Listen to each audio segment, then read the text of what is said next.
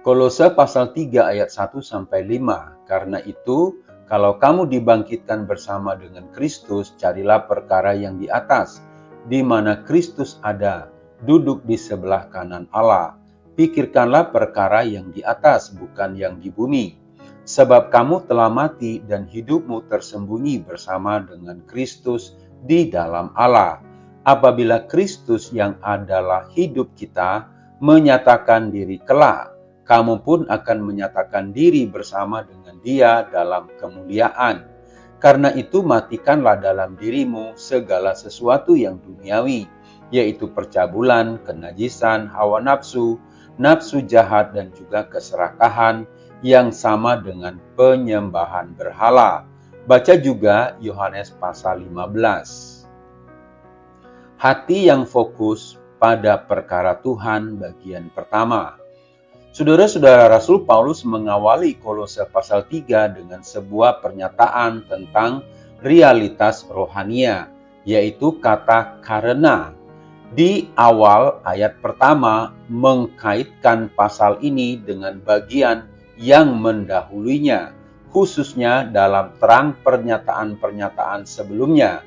Misalnya dalam Kolose 2 ayat 12, orang Kristen benar-benar dibangkitkan bersama Kristus, tetapi kita harus menggali lebih dalam apa maksudnya hal ini. Sebelum kita melanjutkan untuk merenungkan apa yang Paulus sampaikan tentang realitas rohania ini. Pertama, pemikiran di sini adalah tentang kesatuan. Orang Kristen dibangkitkan bersama dengan Kristus. Karena orang Kristen dipersatukan dengan Kristus. Kita telah mati bersama-sama dengan Kristus. Kolose 2 ayat 20. Dengan Dia dikuburkan. Kolose 2 ayat 12. Dan dengan demikian dibangkitkan bersama dengan Kristus. Kolose 3 ayat 1. Kehidupan Kristen adalah kehidupan dari persatuan dan koneksi yang hidup dengan Yesus Kristus, Tuhan dan Juru Selamat kita.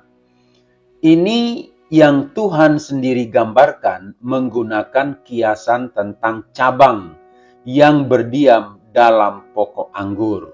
Yohanes pasal 15 ayat 1 sampai 5. Kedua, dan yang lebih secara spesifik, pemikiran ini memfokuskan pada kebangkitan Kristus sebagai kemenangan dan juga transformasi. Tuhan Yesus bangkit dari kubur, menang atas kematian. Kemenangan ini kemudian berlaku bagi semua orang Kristen yang dipersatukan dengan Dia. Tuhan Yesus naik mengatasi kematian menuju kehidupan yang mulia. Maka transformasi ini adalah pengalaman sehari-hari semua orang Kristen yang berdiam di dalam Dia. Tetapi Paulus menggunakan fakta fundamental dari kehidupan Kristen ini.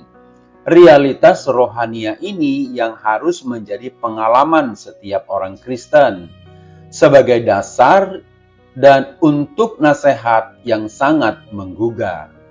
Dia menyerukan adanya keselarasan realitas rohania dari dibangkitkan bersama dengan Kristus dan implikasi-implikasinya dalam kehidupan kita sehari-hari. Keduanya harus sesuai. Fakta tentang dibangkitkan bersama dengan Kristus harus terbukti dalam arah dan motivasi dan sasaran yang kepadanya seorang Kristen menjalani hidupnya di dunia ini.